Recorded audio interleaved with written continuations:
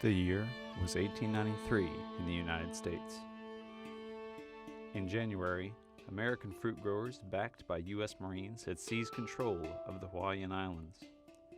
In February, Thomas Alva Edison had completed construction of the first motion picture studio in New York City.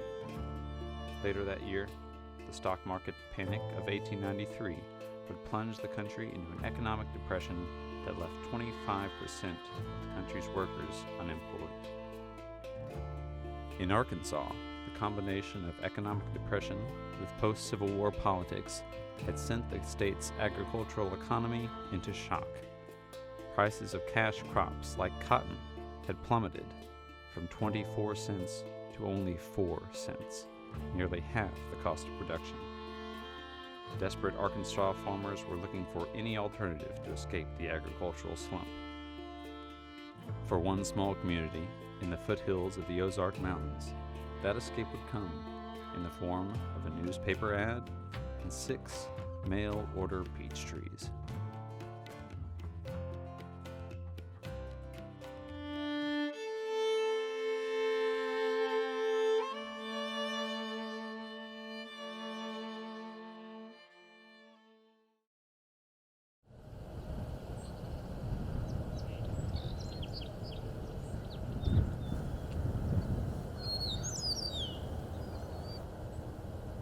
Along after the Civil War, the area was looking for diversity from cotton. We're primarily a cotton-based agriculture here. And so peaches started getting introduced, some records showing in the 1870s. It was a pretty minor crop during that time. Unbeknownst to many of the farmers in Johnson County, Arkansas, this minor side crop would eventually make Johnson County one of the leading peach producers in the country. And it all began with 2 part-time farmers from the small community of Ludwig.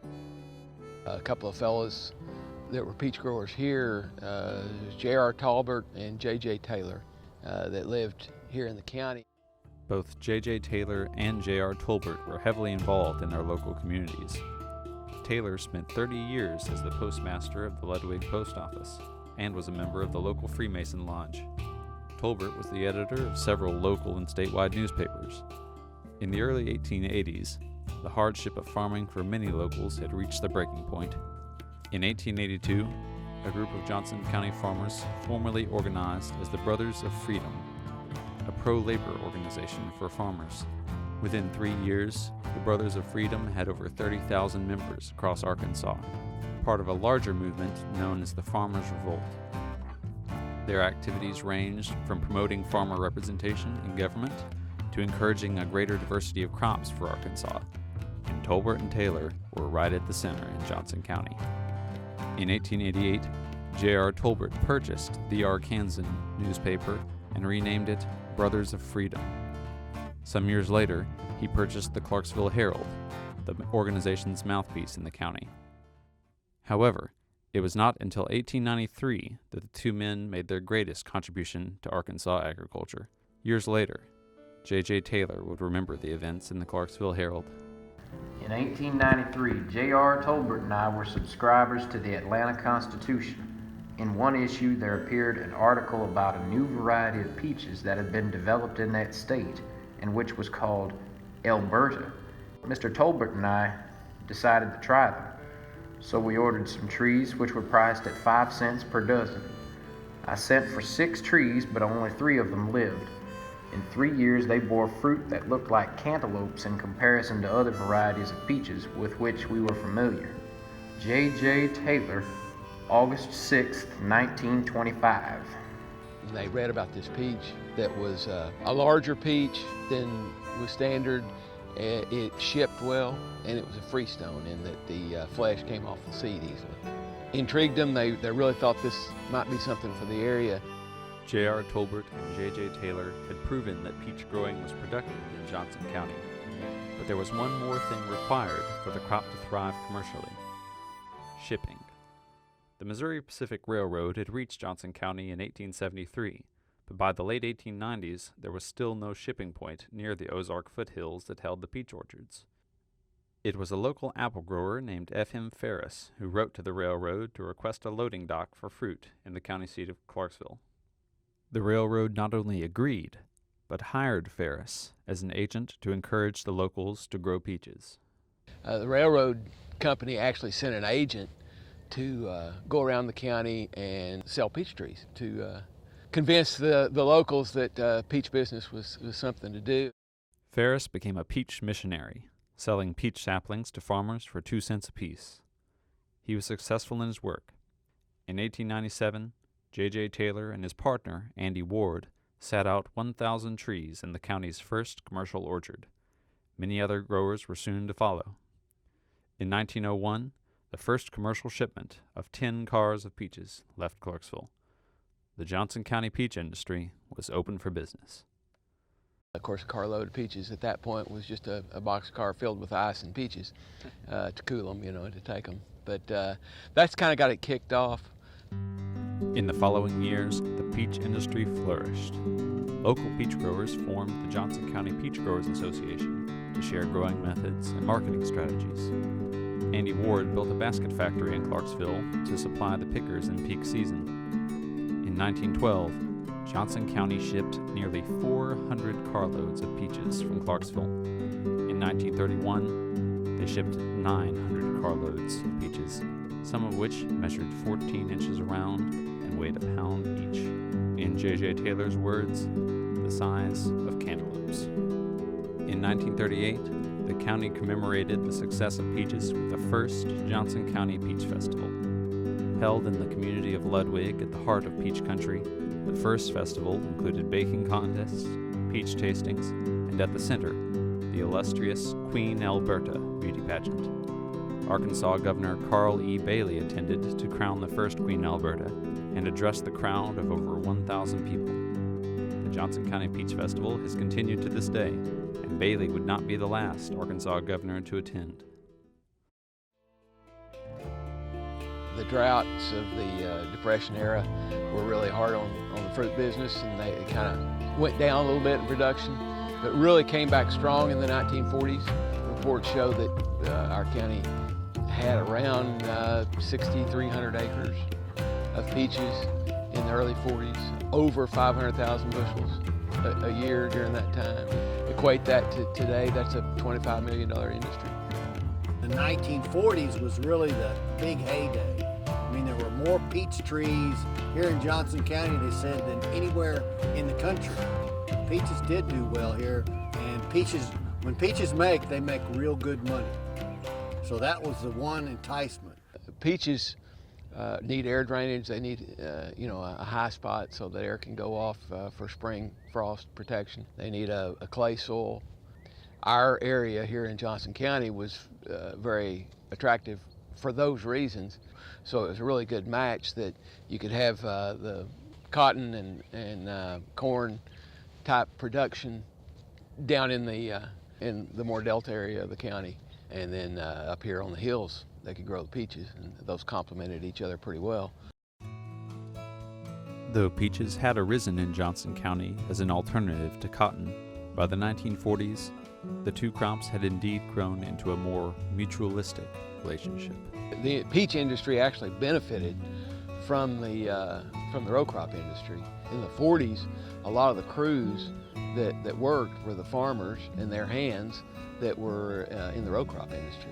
Their busy time is planting time, so they would plant, they would get the crop up, and that was the time that the peaches would be ready for picking, and they would come in and work in the peaches, and then they would go back obviously to their harvest after the peach harvest was done. During that time, they'd kind of set up a work camp. People would come in and you'd provide them a place to put they might have an old truck with a camper on the back or actual tent. So you came and you camped and you did your work, and then you headed home after that time. After a grower had secured a source of labor, there was still a long and intensive packing process to prepare the peaches for commercial shipment. You'd harvest the fruit in the morning early, get it to the shed. You'd take those field crates that you had the peaches and you'd pour them up. They'd go in a bin in a conveyor system. Somebody stood there, and if there was one that was extremely squishy and the flesh had been cut, they'd take those out. They would go up to an actual grading area, probably about 4 people standing there looking at them, picking out any defects. And those undergrades, they wouldn't throw them away. You'd pick them out and put them on another conveyor line. Local people would come in and buy those because they could get them cheaper, can them or do whatever they wanted to with them. They were really packing and shipping in the just round bushel baskets. They would ship directly out of here to the East Coast, to Chicago, to all over. It was a community effort, and it aided the economy all the way around. If you're selling $25 million worth of product, the ripple effect from that for the local economy is huge. As far as anyone in Johnson County was concerned, the Alberta peaches were as good as gold. However, like gold miners, peach growers took on a wide array of risks along with the profits. There's also a lot of risk in peaches. I mean, the big thing is the weather. You could get froze out. They need to be hand-picked, but it's also nematodes, peach tree borers, peach tree short life, soil-borne pathogens. All it takes is one night that's below 28 degrees and you've lost your crop.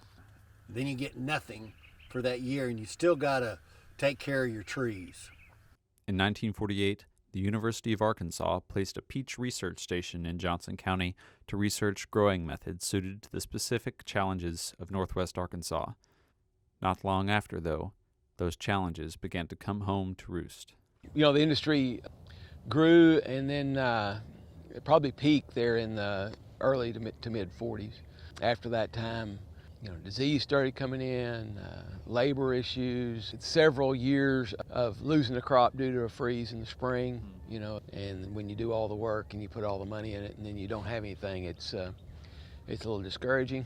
Typically back then, farmers would sort of borrow money for like the next year's crop. And bankers usually, they don't mind going 1 year. A couple of years is something else. They want to get their money out of their loan. During that time, California came on as a really arid climate that was really good for peach production, and they could do it a little bit cheaper. And really, the industry has dwindled from that point to where we are today with our county not having very many peaches. People have gone to more 8 to 5 jobs and a secure paycheck that comes in, every week. Commercial peach growing has largely disappeared from the area today, but like the dormant blooms within a winter bud, peaches continue to be a part of Johnson County. We're here at Peach Picking Paradise. That's the name that my dad gave this orchard. My dad was always a fruit lover, and he really missed being a peach grower. When Dad started this Peach Picking Paradise in the late 70s, it was a pick your own, and that's what we maintain and operate today. We've got about 20 different varieties. We open up to the public and sell by the pound. The Fruit Research Station was started near Lamar, and it was started in '48.